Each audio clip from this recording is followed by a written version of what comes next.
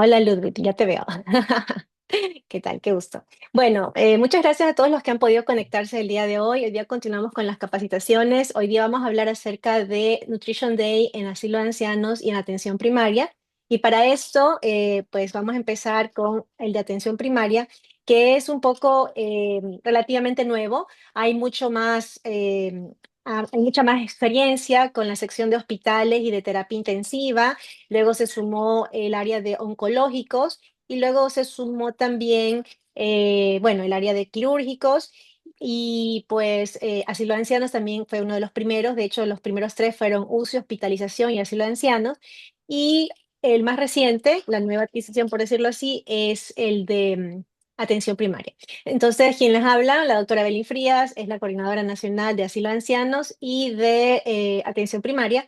Y voy a compartirles mi pantalla para em, ver lo que tiene que ver con atención primaria. Ok, entonces ahí están viendo la pantalla, ¿verdad? Confírmame, Ludwig. Oh, Sí, déjame, sí, se ve sí, bien. espérate, déjame compartirlo diferente. A ver, déjame compartirlo con avanzado y vamos a poner aquí porción de la pantalla. Nos vamos por acá, aquí. Y aquí lo voy a poner en modo presentación. Y recuerden que esto va a quedar grabado en la página, y ahí están viéndola, ¿no? Va a quedar grabado en la página de ASEMPE para que de esa manera, pues, si hay alguna duda, igual siempre nos pueden contactar y pues igual pueden ver los videos. Entonces, un poco el tema de, oh, aquí, aquí se han movido un poquito las vías. No, estamos bien. Bueno, un poco los pasos a seguir para Nutrition Day en relación a la sección de atención primaria. En esta sección, principalmente sabemos que ya a manera de recordatorio, el Nutrition Day es una base de datos a nivel internacional que está en más de 40 países, traducida en un montón de idiomas, más de 40 idiomas, y que pues a lo largo del tiempo ha ido recolectando datos de pacientes en un solo día. Este año es el 13 de noviembre, generalmente es el segundo jueves de noviembre. Y se lo hace así considerando, porque inicialmente Nutrition Day se hace con pacientes hospitalizados. Entonces, considerando que los días lunes el paciente ingresa, tiene algún procedimiento, el día viernes va de alta, entonces como que en el jueves es el dato más real de los que estaban hospitalizados, se decidió hacer eso en noviembre, tratando de que sea un mes en el que no hay demasiados feriados, porque este es un estudio que se está ejecutando a nivel mundial, entonces considerando feriados, etcétera. La Sociedad Europea o la Sociedad Europea de Nutrición Parenteral e Integral decidió, que es la de donde nace este proyecto, hacerlo en este mes. Y entonces es una base de datos o una auditoría en la que se determina el estado nutricional de los pacientes con una serie de preguntas, las cuales han sido validadas, tiene registro en clinicaltrials.gov de acá de Estados Unidos, tiene aprobación de comité de ética, un montón de documentos que hacen que este protocolo sea fácil de ejecutar y ya vamos a ir analizando uno a uno cada documento de los que le estoy mencionando. Entonces, siempre hay la fase previa antes de ya recoger los datos y específicamente para atención primaria. Las actividades que se pueden realizar entre 6 meses a una semana antes del Nutrition Day, que este año va a ser el 13 de noviembre. Entonces, aquí, por eso, tal vez los que se están sumando recién todavía pueden por decirlo así, ponerse al día con la información que deben de tener al tanto clara y los formularios que deben empezar a imprimir y armar las copias o los juegos de copias para recoger la información de los pacientes. Entonces, primero que nada, si somos nuevos en el tema de Nutrition Day, pues hay que registrarse y solicitar los códigos. Para eso nosotros los podemos ayudar. La página está en inglés. Hay muchos formularios y ciertas instrucciones que sí están en los diferentes idiomas, pero la página como tal de Nutrition Day, que está aquí y la pueden revisar cuando gusten, esa está en inglés. Entonces, tal vez al ingresar los códigos y todo, puede ser un poquito difícil. Nosotros, tanto la doctora Alvarado, que es la coordinadora nacional del área de hospitalización, que incluye diferentes servicios de hospitalización, el área quirúrgica, terapia intensiva y pacientes oncológicos, puede asistir en la creación de códigos y quien habla para la parte de asilo de ancianos y de atención primaria. Entonces, se generan los códigos, generalmente es un código por centro, por institución, y dependiendo del personal que va a recolectar la información, también se crea un código para el personal de salud que va a participar. Estos códigos son personales, no son transferibles y sirven para las siguientes ediciones, es decir, 2026, 2027, etcétera. Es importante mencionar que aunque este protocolo de Nutrition Day en la atención primaria tiene la aprobación del Comité de Ética de la Universidad de Viena, está registrada en la base de clinicaltrials.gov. Muchas veces a nivel nacional, algunos países dicen, ok, puede ser ese SAGE aprobado, pero quiero que lo valide alguien. em, no es que estoy alzando la mano, pero creo que esto automáticamente hace como estoy alzando la mano. Pero bueno, en todo caso, a veces quieren que se valide por un comité nacional. Entonces, si es así, este es el momento en el que ustedes pueden pedir la información y presentarlo a su comité de ética institucional o al departamento de docencia, investigación, etcétera, la dirección médica.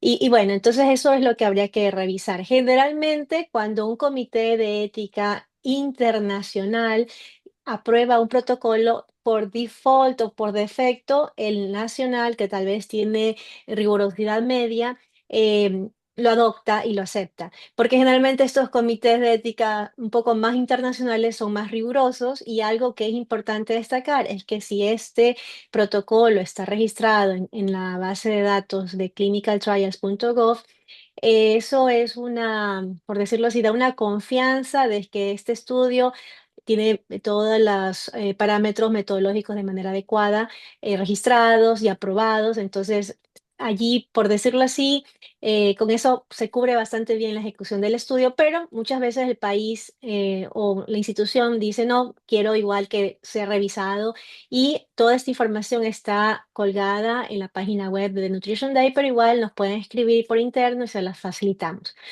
El otro punto que se debe realizar durante este periodo de tiempo es informar al equipo con el que se va a trabajar. Es decir, si yo, o por ejemplo en este caso Ludwig, que es el coordinador para el asilo de ancianos X, Y, Z, entonces él dice, ok, yo voy a participar con 40, 60 pacientes o residentes, en este caso de asilo de ancianos.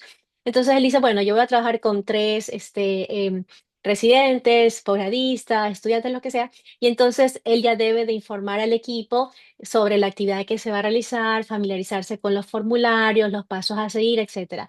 Y también debe informar en la institución donde se va a realizar el estudio, preparar el material. Ya vamos a ver que hay algunos formularios. Aquí en la atención primaria es más sencillo, son menos formularios, pero igual es importante tener los juegos de copia listos para que el día en que se recogen los datos, no en ese momento se estén armando las copias y estén las copias incompletas y entonces se van a perder datos y este tiempo valioso, ¿no? Entonces es importante designar un coordinador responsable de, por ejemplo, la unidad. Supongamos que en el asilo de ancianos hay dos secciones, entonces el doctor Pérez se encarga de la sección A y el doctor Yepes se encarga de la sección B, por decirlo así.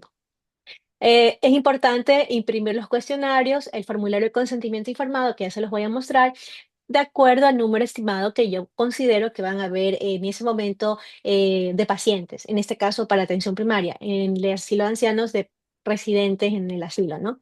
Actividades durante el Nutrition Day. Entonces, para la sección de atención primaria es importante tener dos formularios, el del paciente y el del médico. El del paciente, el mismo paciente lo puede llenar y es algo que demora 5 minutos y lo puede hacer mientras está en la sala de espera. Y el otro formulario lo llena el médico o el profesional de salud y eso lo hace durante la consulta. ¿Por qué es esta aclaración? Porque en muchos países no solo el médico es el que está al tanto del paciente, sino de repente está la asistente de médico, la enfermera profesional, que ya empiezan a recoger los datos. Entonces puede llenar ese formulario el médico o uno de estos profesionales de la salud que están directamente tratando al paciente que está visitando el centro de atención primaria. Y esto solamente toma 2 minutos, se realiza durante la consulta y listo. En cuanto a la hoja, es importante que en la hojita se registre el código del centro, el código del profesional de salud que está llenando la información y el número del paciente. Eso es importante porque luego hay que hacer un seguimiento y si no, no va a haber un buen matching o un buen emparejamiento de la información. Y hay que anotar el número en la hoja de resultados, que ya vamos a ver más adelante, para hacer lo que les mencionaba, el seguimiento a los 6 meses o a los 180 días con el registro del personal médico que está llevando la información. Entonces, con esto, nosotros debemos luego guardar todos los formularios y ya luego seguimos al siguiente paso, que sería ya las actividades después del Nutrition Day. Entonces, ya una vez que tenemos todos estos formularios llenos, nosotros tenemos que ingresarlos a la base de datos. Para el tema de ingreso a base de datos va a haber otra capacitación que será más adelante y que justamente va a despejar todas las dudas en lo relacionado a la subida de datos. Pero ahorita lo más importante es moverse un poco rápido porque hay que recoger los datos ya el 13 de noviembre, que es de aquí a unos días. Entonces, esto a manera de recordatorio, pues se accede a la página de Nutrition Day, se ingresan los datos, el código del profesional, la información que se recopiló y siempre es importante colocar en este orden, ¿no? El código del centro, ¿no? ¿Verdad? El código del profesional. De todas formas, esta parte la vamos a revisar nuevamente, si no me equivoco, esto es para el 21 de noviembre, me parece. No, 27, jueves 27 de noviembre. Muy bien. Luego hay que descargar el informe de la unidad, que eso es algo que como una parte del beneficio de contribuir con esta data es que Nutrition Day entrega o genera un informe o un reporte de las actividades y el certificado de que dicho centro, asilo de ancianos, hospital o terapia intensiva, ¿no verdad? Centros, unidad o servicio de hospitalización participó en esta auditoría internacional. Entonces, cuando se llena la información previo a descargar el informe, hay que verificar de que los datos estén correctos. De eso no se preocupen, nosotros los coordinadores nacionales nos encargamos de eso y por eso es que también a los que están conectándose por primera vez y que desean participar, nos escriben por interno o en el chat para enviarles un correo y confirmar quién va a ser el coordinador de su institución, porque directamente con esa persona nosotros enviamos los formularios para que ellos los impriman y los coordinadores se encargarán de socializar esta información con el equipo con el que van a trabajar, ¿no? Y aparte ahí está el video que lo pueden ver nuevamente. Luego pues se descarga el informe de resultados según el centro, en el que si en el centro participaron dos, tres unidades, pues habrán dos o tres certificados, etcétera. Ya luego, a los 180 días, nosotros vemos que se hace el control. Ya les vamos a enseñar el formulario de control de los 6 meses. Y justamente es importante por eso colocar bien el número del paciente, el código, para poder hacer el seguimiento de manera correcta. Sabemos que si es que hay datos incompletos o datos inadecuados, esa información se va a perder y entonces no se va a sumar esto al reporte de la institución ni al reporte nacional ni al reporte global. Entonces, por eso es importante colocar bien los códigos de el que participa, el profesional que está llenando que está coordinando esto y del centro participante. Una vez que se ha hecho esto, entonces se puede descargar, o sea, se cogen los datos de los pacientes y luego se debe de validar esta información para que si se cumplen los criterios de calidad, entonces ahí sí se genera este reporte, ¿no? Hay un certificado de participación y un reporte de unidad, porque a veces, si no se cumplen estos criterios, no se puede generar el reporte, ¿no? Entonces, es bastante viable porque como ven aquí, hay que verificar que los datos estén correctamente llenados y se puede imprimir el reporte con un mínimo de 3 pacientes. Entonces, 3 pacientes es algo totalmente viable y con eso ustedes ya tienen un reporte otorgado por una universidad internacional con criterios que van a ayudarles a tener un diagnóstico inicial nutricional de los pacientes que estuvieron o que fueron atendidos ese día en el que se realizó el Nutrition Day. La evaluación final, como mencionamos, luego que tienen el reporte, pueden ustedes revisarlos con su equipo y de esta manera planificar estrategias para mejorar lo que han encontrado y cómo tal vez hacer un diagnóstico nutricional más oportuno y una intervención oportuna. El certificado, como les mencionaba, es de la unidad que ha participado y también de acuerdo al coordinador. Luego de que estos datos fueron subidos en la plataforma de manera correcta, entonces allí se da el certificado de haber participado en Nutrition Day, sección de atención primaria. Y este es, a breves rasgos, el paso a paso que vimos ahora, pero no está traducido. Esta es la versión que está tal cual allí en la página web. Y básicamente es lo mismo, lo de los registros, las consideraciones éticas a nivel nacional, la formación de los equipos de trabajo, la recolección de datos en sí, la subida de la información, validación de la información, temas de calidad, interpretación de resultados y certificado. Ahora vamos a ver un poco el protocolo. En la página de Nutrition Day, en la sección de atención primaria, está el protocolo en inglés. Ahora, si se desea y lo solicitan en su institución, entonces esto se lo puede traducir sin ningún problema, pero lo importante es que sepan que esto ya está subido y en base a este protocolo es que se consiguió la aprobación de la universidad, del Comité de Ética de Investigación en Seres Humanos de la Universidad de Viena. Entonces aquí está validado al agosto 21 del presente año, ¿no? Y entonces así año a año se van actualizando estos datos. Cuando ustedes dicen, ok, mi institución va a participar, entonces este es el consentimiento informado que se debe de notificar y leer al paciente para que él apruebe su participación. Obviamente se maneja de manera confidencial los datos, así como hemos visto en las otras secciones de UCI y de hospitalización. A los pacientes se les asigna un código y de esa manera se protege la identidad y se mantiene la anonimidad de los datos. En cuanto al anuncio, ese sí está en español sobre lo que se va a realizar, porque pues es importante que los pacientes sepan por qué están recogiendo sus datos y ahí está ya listo de lo que un poco un mensaje estandarizado de lo que se va a realizar para que el paciente esté tranquilo y pues colabore con la información que se va a pedir. En cuanto a los formularios en sí, entonces tenemos sobre el lado izquierdo el formulario que el paciente debe llenar, preguntas sencillas sobre por qué va al médico. Entonces, lo importante es que, como pueden ver, son opciones, son respuestas de opción múltiple, tienen gráficos que van a ayudar a que el paciente pueda entender lo que debe responder y obviamente lo puede hacer por su cuenta, pero si desea, también el profesional de salud puede asistirlo, no hay ningún problema. En cuanto al formulario del profesional de salud, vemos que también tiene esta infografía y es de opción múltiple, lo que facilita la recolección de la información. Y como menciono, es algo que lleva de 2 a 5 minutos y se acabó. Eso es todos los formularios durante el día de Nutrition Day, específicamente durante ese día. Ahora, a los 6 meses, nosotros vamos a tener, o a los 180 días, que realizar un control. Y entonces lo que se registra en esta hojita es obviamente los datos del paciente, pero recuerden que esto de aquí es para uso interno, porque el paciente va a tener un código. Entonces ese código es el que se sube a la página web. No se preocupen, no va a ir los nombres del paciente, ¿no? Sino es un poco para recordar que si el paciente uno es Juan Piwab, el paciente 2 es José Pérez, etcétera, entonces es solamente para identificar qué código corresponde a qué paciente, pero lo que se sube son siempre datos codificados.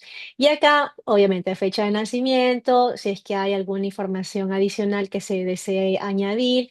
En cuanto a al número de pacientes, lo que les mencionaba, el código que se les da, cuántas visitas al médico de atención primaria ha realizado en ese intervalo de tiempo, si es que estuvo hospitalizado, si es que tuvo alguno de los siguientes eventos, ¿no? Si requirió terapia nutricional, si estuvo con nutrición enteral, parenteral, suplementos de proteínas, suplementos nutricionales orales, si estuvo con dieta especial, estuvo o recibió consejo dietético, entonces lo que sea van marcando aquí.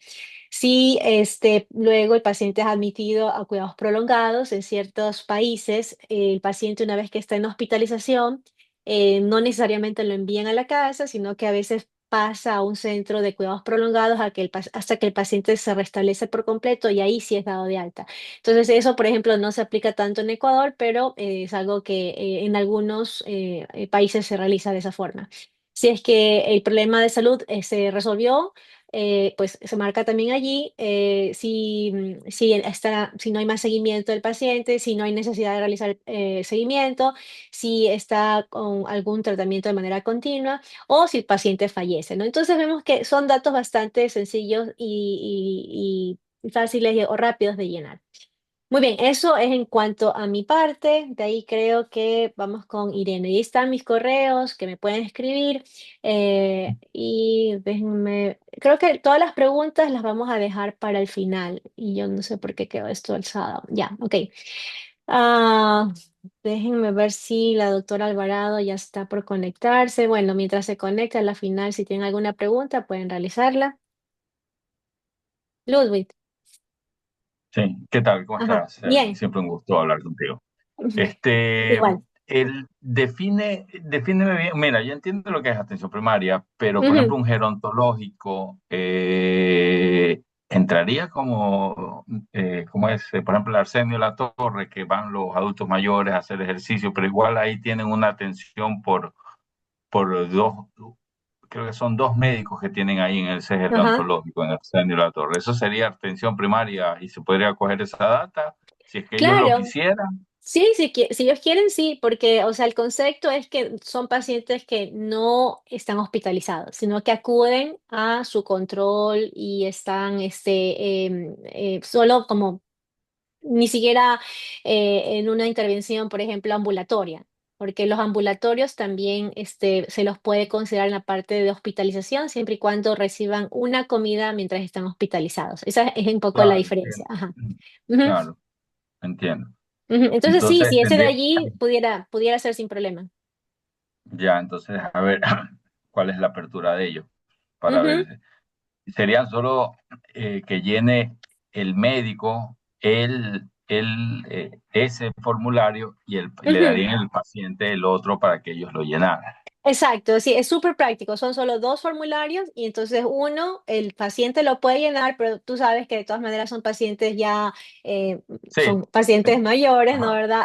O sea, en el caso de los geriátricos, ¿no? Entonces ahí va a necesitar ayuda. Si es un paciente, pues adulto en edad adulta media, pues no hay problema, pero de todas maneras a veces sí hay que de repente traducir al paciente algo, ¿no? Aunque está en un idioma bastante sencillo, está en español y está en términos sencillos, como vieron hay gráficos sobre la cantidad de comida que consumió, bueno, si está con dolor, lo que sea.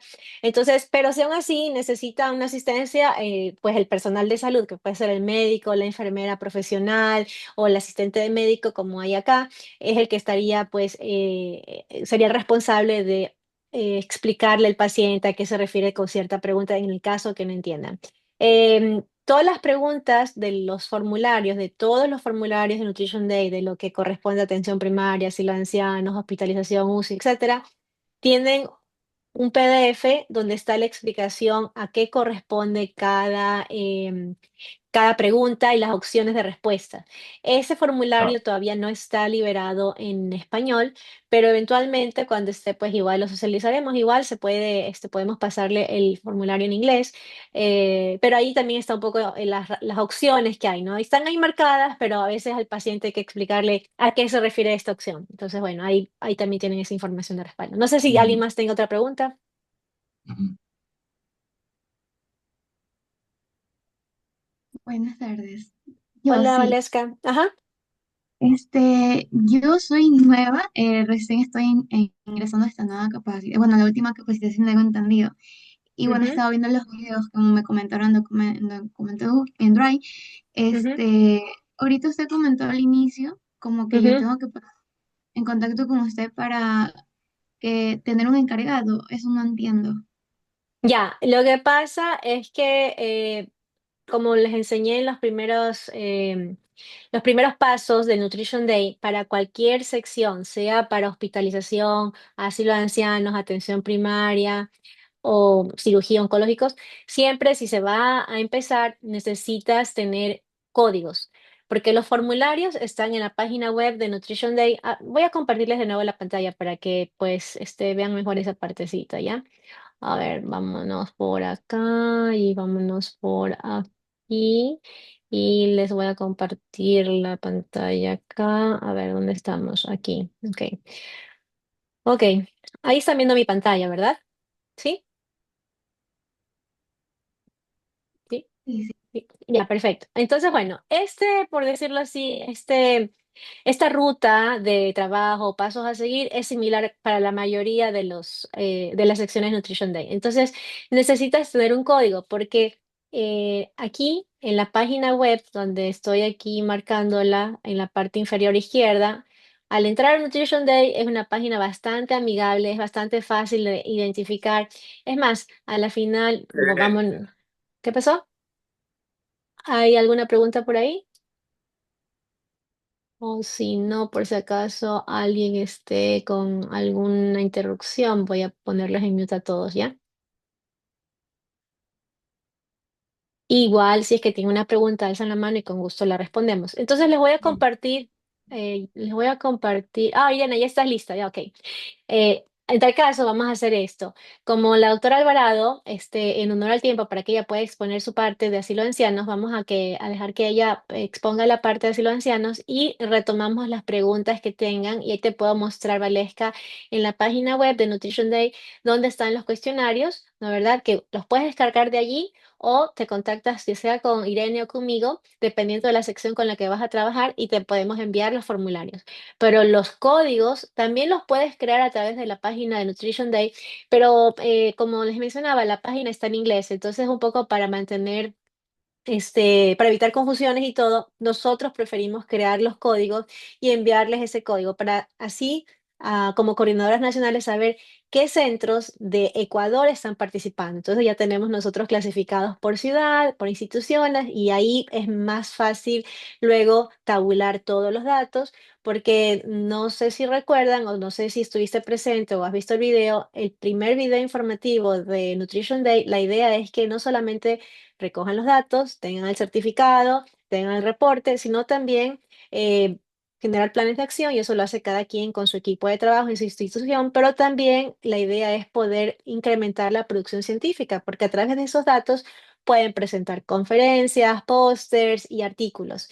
Entonces, por eso, un poco para tener una data más completa, si nosotros tenemos los códigos, entonces, por ejemplo, si en algún momento Ludwig dice, yo quiero hacer un estudio a nivel nacional de todos los centros geriátricos o los asilos ancianos que participaron en Nutrition Day en el 2025. Entonces, se pone en contacto con nosotros y ahí nosotros decimos, ah, mira, de los ha participado este de acá, el de acá, el de acá, y allí pueden tener esa información y trabajar en conjunto. A que si se genera por separado, pues no van a estar tan al tanto de cuáles son los otros centros a nivel nacional que participaron en la misma sección. Entonces, por eso nosotros preferimos, tanto Irene como quien habla, generar los códigos para las instituciones que van a participar y así podemos dar un poco de asistencia más individualizada para cualquier duda que tengan, porque es un proyecto muy bonito, que al inicio tal vez hasta familiarizarse puede ser un poquito tal vez confuso, tanto formulario, pero luego ya van a ver que es bastante fácil de ejecutar y pues la información es bastante valiosa, la información que se puede recolectar. Entonces, al final continuamos con las preguntas. Irene, si estás lista, me avisas y te hago no, ¿cómo es? Host. Sí, ya estoy lista. Ujú. Ya, perfecto. Ya. Sí, y les pasé el link por el chat para que puedan descargar los formularios. Ahí hay 4 carpetas donde están los formularios de hospitalización, de cuidados intensivos, de asilo de ancianos y de primary care, me parece. Ujú. Ahí pueden descargar.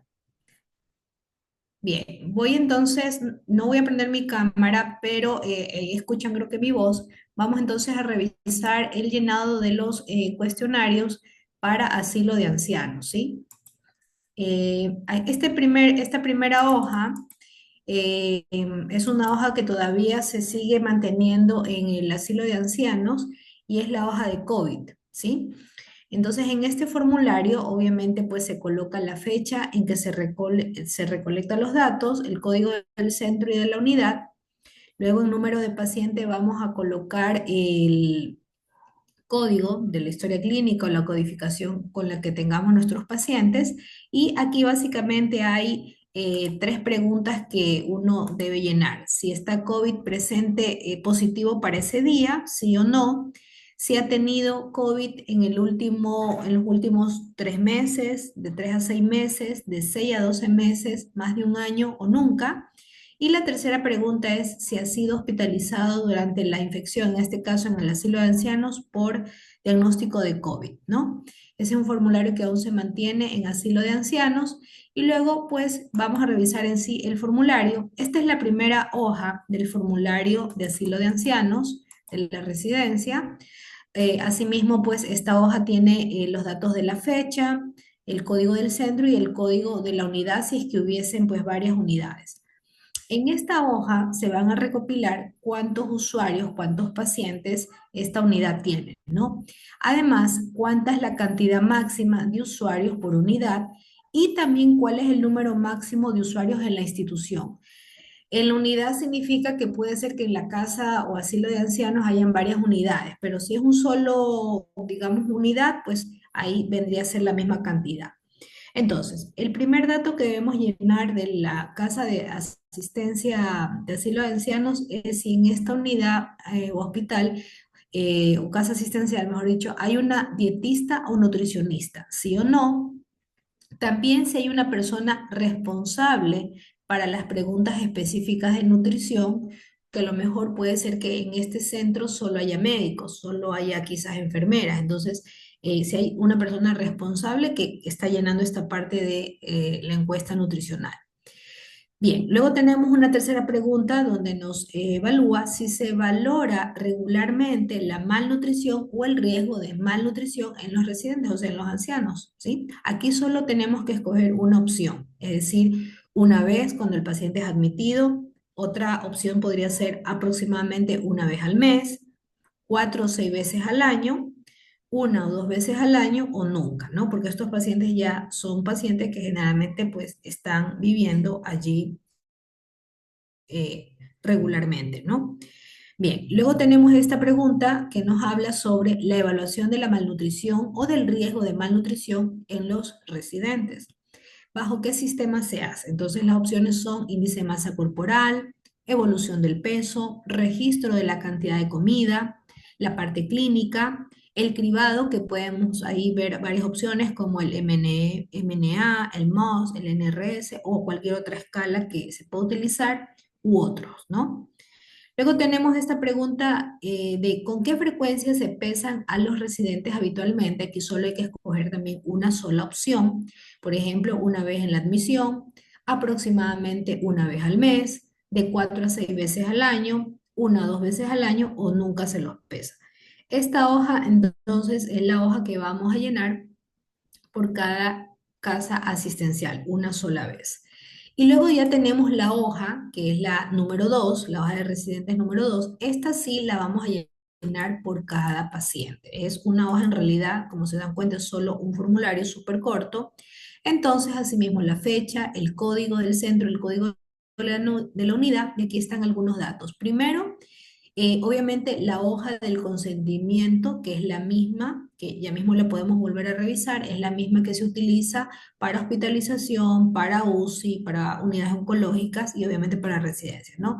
Escrito si está aceptado o no, la fecha en que este paciente ingresó a la casa asistencial, si este paciente participó el año pasado, por ejemplo, nosotros tenemos ahí la licenciada Yune Orellana, ella estuvo recolectando, no sé si está conectada acá, del Memorial Geriatric, y ella pues tiene pacientes que va recopilando año a año, pero si es la primera vez, entonces sería no. Aquí vamos a colocar el número del paciente, del residente. El residente viene a ser el paciente anciano que está hospitalizado en el asilo. Y vamos a colocar aquí las iniciales del nombre, las iniciales del apellido y el año en que nació.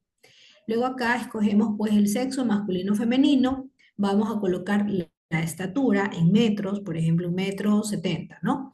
El peso actual del paciente, podemos ahí colocar inclusive con en los decimales, por ejemplo, 78,2 kilos.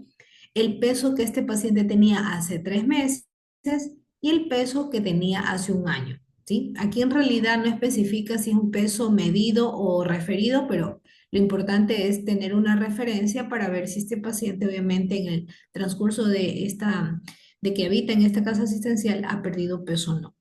Luego tenemos este casillero donde nos pregunta si el tiempo necesario para los cuidados básicos diarios del paciente, es decir, no necesita cuidado, menos de 45 minutos al día, entre 45 y 119 minutos diarios, entre 120 y 239 minutos al día o más de 240 minutos.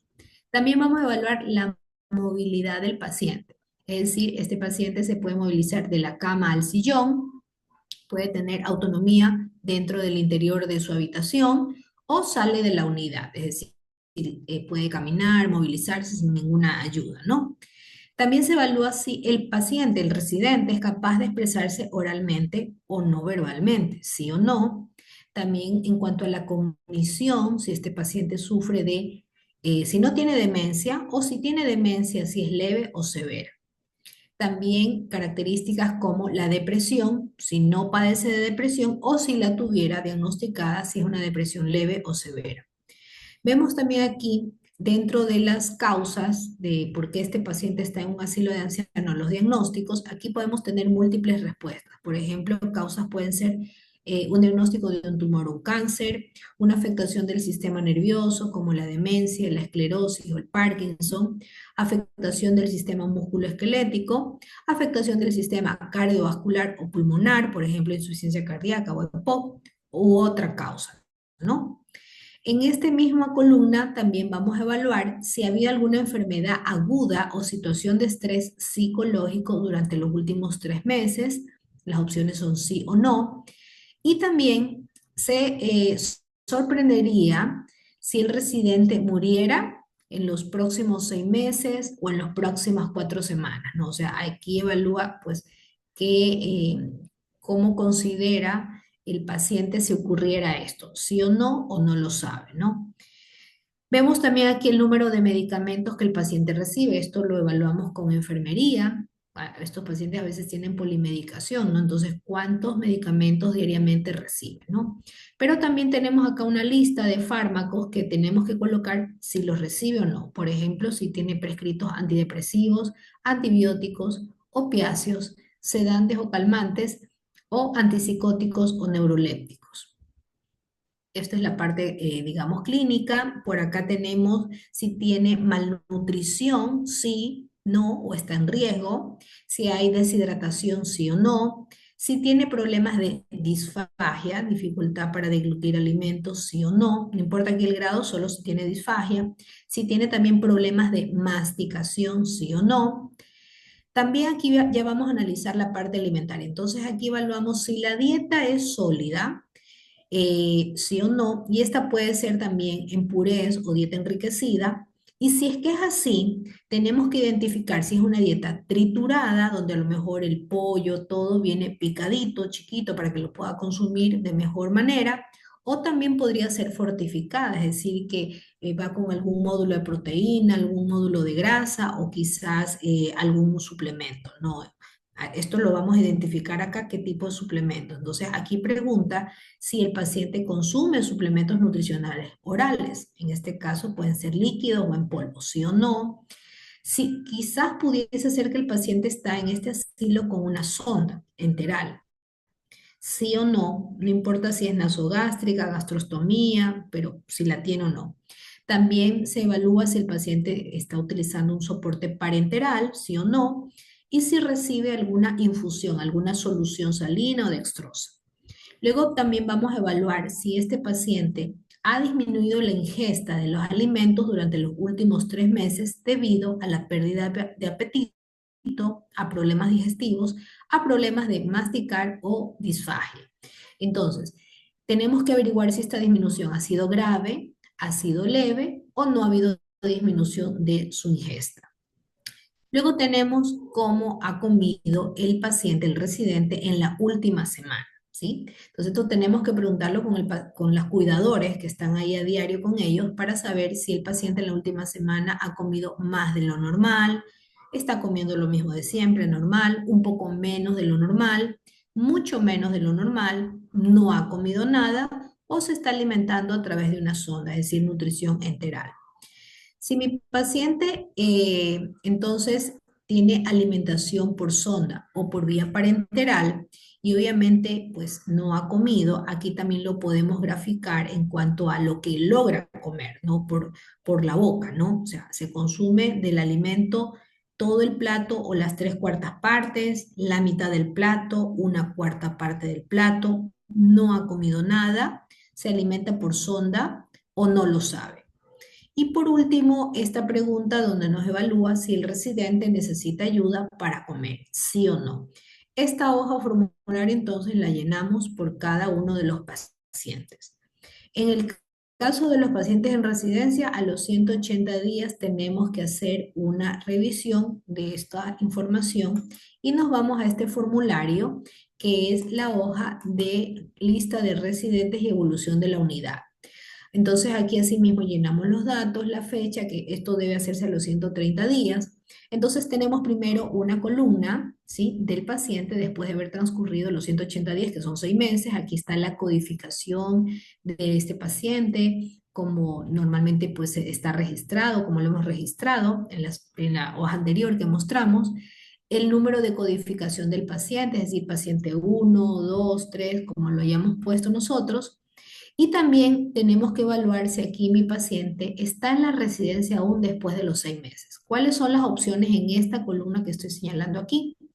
Entonces, puede ser que el paciente todavía está en residencia, que se trasladó a otra residencia.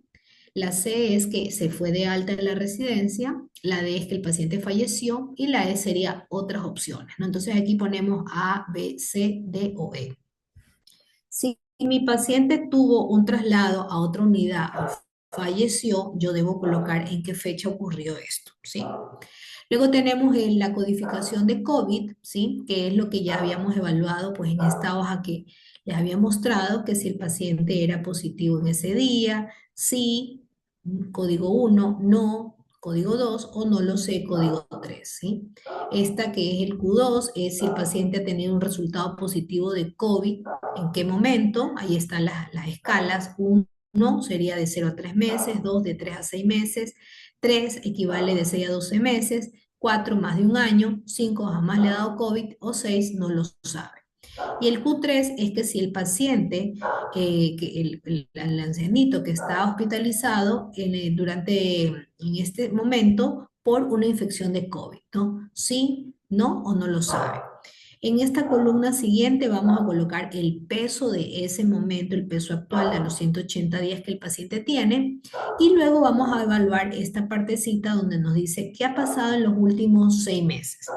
En la estancia hospitalaria, ¿sí?, en números o en días, solo se implementa si A, D o E es correcto. Es decir, si por ejemplo acá vemos que mi paciente todavía sigue en la residencia, o si mi paciente falleció, ¿sí?, o si mi paciente tiene otra opción. Entonces, si mi paciente, por ejemplo, en los últimos 6 meses se mantiene en la unidad de residencia, ¿sí?, aquí vamos a poner cuántos números de días este paciente ha estado allí, ¿sí?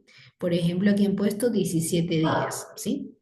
El paciente tiene también, aquí se evalúa el número de caídas.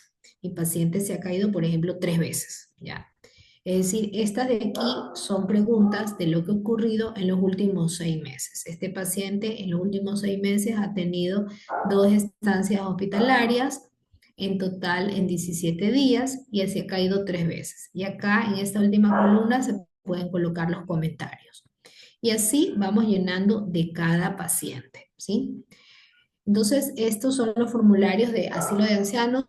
Es algo súper corto. Aquí lo que podríamos mencionar es la hoja del consentimiento informado, que no sé si ya también lo vieron con Evelyn, pero es la misma hoja en realidad para todos, que viene a ser, si no me equivoco, es esta de aquí, que se le debe llenar al paciente, donde se le explica de qué se trata el estudio y que obviamente debemos ahí tener una firma del paciente o de la persona que lo cuida y un teléfono de contacto para a los 180 días llenar esta hoja que les acabo de mostrar, a ver qué ha pasado, ¿sí? Muy bien, eso sería todo con respecto a los formularios de asilo de ancianos. No sé si tengan alguna duda pregunta de esta parte o ya hacemos las preguntas de todo lo de lo anterior? Como gusten, a ver, no sé si hay más preguntas para la doctora Alvarado.